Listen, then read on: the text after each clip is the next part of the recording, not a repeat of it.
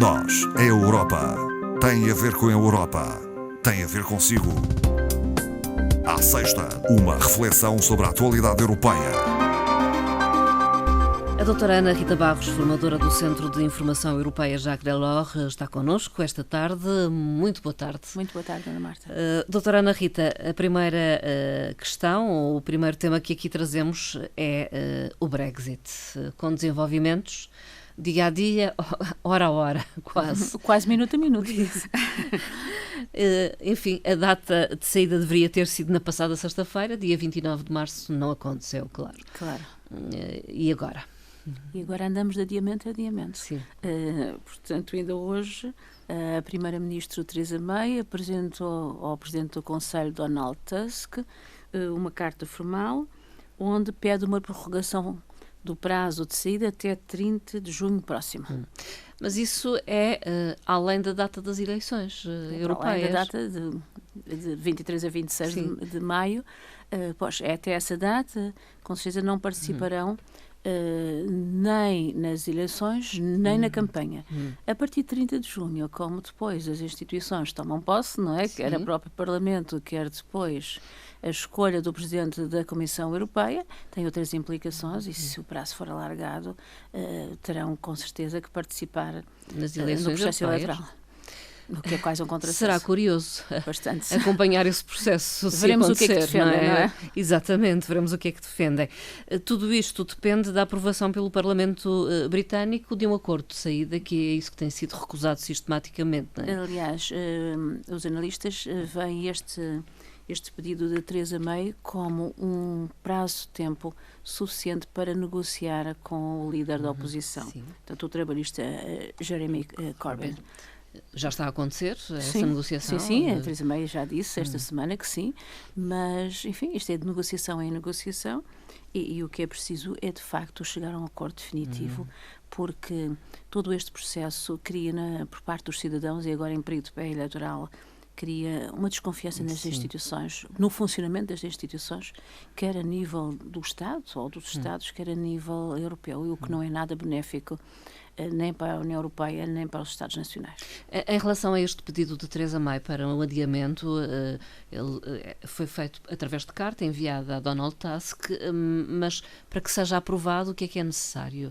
Portanto, não será a decisão apenas dele, naturalmente. Não, já está marcada uma cimeira europeia para o próximo dia 10, portanto, na próxima semana, teremos que estar novamente atentos aos desenvolvimentos, e nessa cimeira os 27 chefes de Estado e Governo vão se pronunciar sobre a formalização do pedido do Reino Unido. Embora o Presidente Donald Tusk já tenha indicado a sua posição, que é de um adiamento mais largo, de 12 meses, exatamente para evitar estes sucessivos pedidos que criam uma certa incredibilidade por parte dos cidadãos relativamente a tudo isto. Mas essa posição de Tusk não quer dizer que seja aprovada, até porque há posições muito contrárias nos líderes europeus. Se a França não quer... Não quer o adiamento? Não quer um adiamento ad eterno, digamos assim. Já a Alemanha está muito receptiva a prolongar o prazo de 9 a 21 meses. Veja, 21 meses, é quase mais dos 2 anos que já tiveram no passado. Portanto, esta situação vai ser discutida na próxima cimeira, dia 10, e terá que ter um resultado de um acordo por unanimidade dos líderes europeus sobre esta matéria, para depois o Reino Unido ter a resposta a essa questão. Mas tudo isso pressupõe que o acordo seja alcançado, não é? Seja alcançado, ou aprovado até o dia 12, por enquanto é dia 12 de abril, também achamos muito curto, mas dia 12 no Parlamento Britânico. A Comissão, de qualquer forma, vai falando na hipótese de uma saída sem acordo. Pode acontecer e vai preparando. E acredita cada vez mais, e quase todos os dias, informa exatamente os procedimentos a ter numa situação dessas nas mais diversas áreas.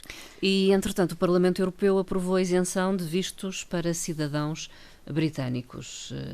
Portanto, o Parlamento aprovou esta semana, por 502 votos a favor, um regulamento de isenção de vistos.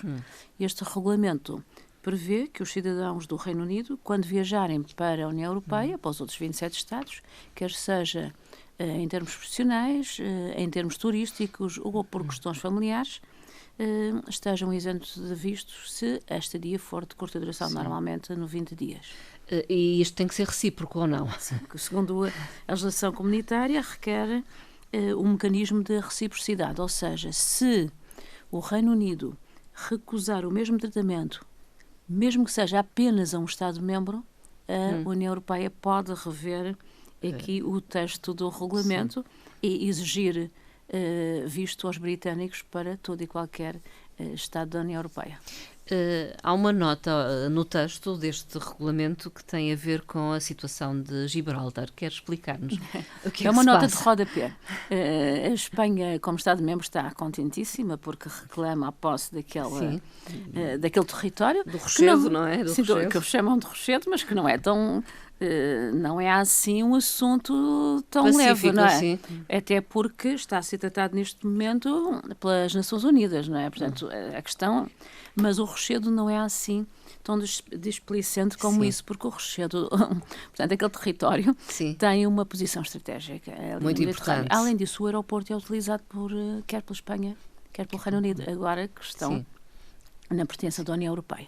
De maneira que essa nota de rodapé, que foi aprovada no texto deste regulamento que falámos, apelida o Gibraltar como colónia da coroa britânica. E é a primeira vez que no texto acontece isto numa legislação comunitária, embora em rodapé, mas a utilização desta designação é realmente estranha. Será uma situação mais simbólica do que factual, não é? Digamos, é uma tomada de posição, digamos. Mas Espanha, e portanto no meio desta contenda que é o Brexit, isto passa um pouco despercebido, mas o que é certo é que está lá. E é tanto mais interessante quanto o próprio Reino Unido abandonou esta designação colónia da coroa desde 1981, passando a designar os seus territórios, e nomeadamente este, como território britânico do ultramar. O ultramar deve ser além do Canal da Mancha. Pois. Mas, portanto, os membros do Parlamento Europeu do Estado Espanha estavam felicíssimos por esta redação, que já estava em sede de comissão, mas depois foi aprovada em plenário. E ninguém estranhou, ninguém mostrou estranheza. Da parte dos espanhóis, não, eles também não fizeram notar. Mas outros Estados-membros, o Reino Unido também, pronto. Enfim, pelo menos os parlamentares deixaram passar esse texto, enfim, será talvez uma chamada de atenção. Aproximam-se as europeias, as eleições, e naturalmente que há movimentações políticas em todos os Estados-membros. A doutora Ana Rita Barros vai referir-se à posição em relação à política francesa. Sim, ao movimento do líder, que agora é partido, não é? Do líder do Hamas, que é o presidente Macron. Exatamente porque o Hamas não tem, digamos, um espectro eleitoral muito definido ainda. Ainda não participou em eleições europeias. E, entretanto, o que é que o presidente Macron propôs às outras forças pan-europeias? Exatamente um acordo de convergência, tentando situar o Hamas com as políticas dos países na área da social-democracia ou do socialismo mais centro, não é? Sim. E propôs exatamente uma campanha no sentido de aprofundar o processo de integração europeia nos seus valores, nos seus fundamentos, de forma não só eleitoral, mas em termos de resultados eleitorais. O que ele pretende e indicou na sua posição são resultados eleitorais que permitam estabelecer responsabilidades institucionais a nível europeu. Porque se, segundo Macron, crescerem as forças extremistas, algumas instituições europeias são capazes de se tornarem ingovernáveis.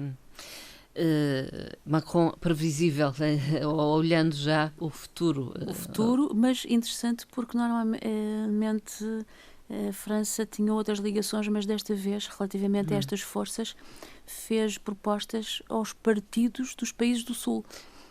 Portugal, Espanha, Itália, Grécia, portanto, veio-se unir exatamente aos países do Sul. Aos países do Sul para criar esta coisa. Enfim, são os países... Um acordo pré-eleitoral. Depois de forças internas a nível de Parlamento Europeu. A Comissão adotou um pacote de investimentos em infraestruturas. Estamos a falar do quadro da política de coesão, não é? O quadro mais forte em termos financeiros. Sim. Este pacote é de 4 mil milhões de euros. É aquele que tem maior dotação. Dotação, exatamente. E além de ter maior dotação, este tipo de investimentos é objeto de avaliação e decisão pela própria Comissão.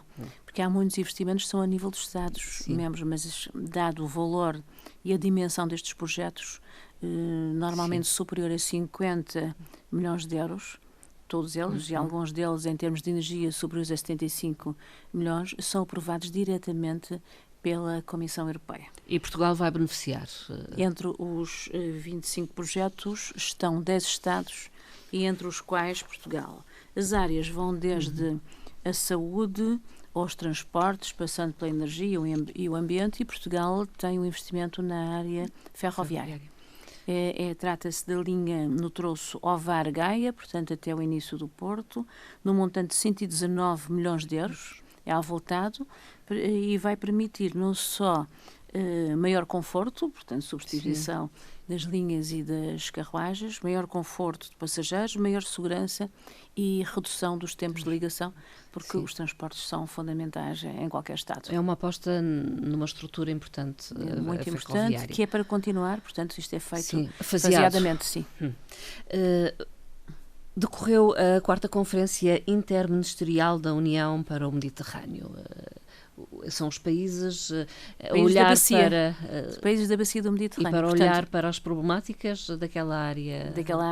Uma área muito suscetível, uma área que tem a ver com migrações e que tem a ver com segurança. Portanto, são países do sul do Mediterrâneo. Os nossos Grécia, Estados, Itália? Sim, não, do sul mesmo. Mesmo de fora da União Europeia. Fora da União Europeia, juntamente com os países do sul da Europa, que portanto, repartem de si a bacia do Mediterrâneo, mas também do leste do Mediterrâneo, o caso da Jordânia. E visando o quê? A criação de competências e emprego, o que é importante para fixar populações.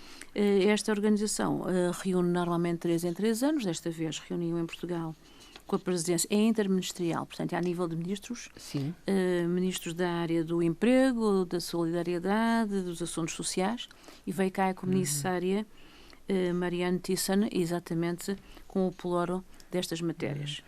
A conferência decorreu em Cascais e debruçou-se muito sobre o problema do desemprego jovem, que naqueles países do norte da África e do leste do Mediterrâneo são problemas muito mais graves que nós temos aqui na Europa. E nós já temos alguns? Já temos, mas lá às vezes chega a atingir 3 vezes o desemprego dos adultos. Portanto, são valores muito elevados. O desemprego feminino também tem um grande peso, e os ministros destacaram a cooperação que é possível nestas áreas, cooperação regional, visando o aumento da empregabilidade, o desenvolvimento de pequenas e médias empresas e a criação de um mercado de trabalho inclusivo, fomentando sinergias em várias áreas, principalmente nos grupos mais vulneráveis. Além disso, também o ensino. O ensino e principalmente a formação profissional num espaço laboral complexo e em constante alteração. Portanto, é a União Europeia a ajudar digamos assim, financeiramente esses países em áreas importantíssimas. Sim, e para evitar, de facto, a atratividade que tem a União Europeia na vinda de pessoas daquele lado e fixação nas zonas de origem. Alguns dados, quase no final da nossa conversa, revelados pelo Eurostat. Que dados são esses? São relativos a 2017 e comparam a despesa pública, portanto, despesa da administração pública dos Estados e da União Europeia no seu todo, relativamente à riqueza, ao PIB europeu. E os dados são muito interessantes porque as despesas públicas dos Estados-membros representam quase 45,8% da riqueza do país. Dos países no seu conjunto. Diminuiu ligeiramente desde 2012. Em 2012 aproximava-se mais dos 50%, no entanto ainda é um peso muito importante. A principal despesa pública europeia encontra-se no sector da proteção social. Não é igual em todos os Estados-membros. Não, há diferenças. Há muitas diferenças. Representa 18,8% na média europeia e, enfim, o caso da Finlândia atinge quase 25% da despesa da administração pública na Finlândia, seguida pela França e pela Dinamarca. São países em que estas áreas são muito apoiadas. Além disso, tem muito a ver com o envelhecimento da população. Porque grande parte é para subsidiar, digamos, o subsetor das pensões. Sim. Exceto na Irlanda. A Irlanda encontra-se no polo contrário. Tem a menor despesa em prestação social exatamente porque tem a menor despesa em pensões. Sim. Também tem uma taxa de natalidade que provavelmente é maior do que muitos dos países, nos outros Estados membros da União Europeia. Portanto, no sector das pensões, Portugal tem uma relação da despesa da administração pública relativamente ao produto de 11,7%. A média europeia é de 17,4%. Nestas despesas, de realçar o sector da saúde, que segue ao da proteção social, também com algumas disparidades, sendo mais forte na Dinamarca e na Áustria, representam 8,4% e 8,2% das despesas, e menor no Chipre e na Letónia. Portugal encontra-se um bocadinho acima, um pouco acima de meio, com 6%. Também de referir que antes da educação, que também tem algum peso nas despesas da administração pública, encontra-se o sector dos serviços gerais do Estado, onde estão incluídas as despesas de representação externa, portanto, dos negócios estrangeiros, e o serviço da dívida. Pesa em alguns Estados. Pesa. No nosso, provavelmente, também. Também. A doutora Ana Rita Barros, antes das despedidas formais, uma frase. De quem é essa frase? De um austríaco, Stefan Zweig, que disse esta frase: obedecendo a uma lei irrevogável, a história nega aos contemporâneos a possibilidade de conhecer no início os grandes movimentos que determinarão a sua época. Ele próprio diz que, porque, enfim, viveu nos tempos nazis, que ao princípio até não dava grande importância aos discursos, porque achavam que era uma coisa, enfim, passageira. Afinal, vemos as consequências que teve. Uma referência provavelmente ao que aí virá com o Brexit. Talvez não nos estejamos a dar a devida importância a este momento. Sim. E talvez questões que já deviam ter sido levantadas anteriormente não foram nestes 2 anos. Foram sendo adiadas e agora não podemos sofrer as consequências. Talvez. Doutora Ana Rita Barros, até à próxima conversa. Até à próxima. Muito obrigada.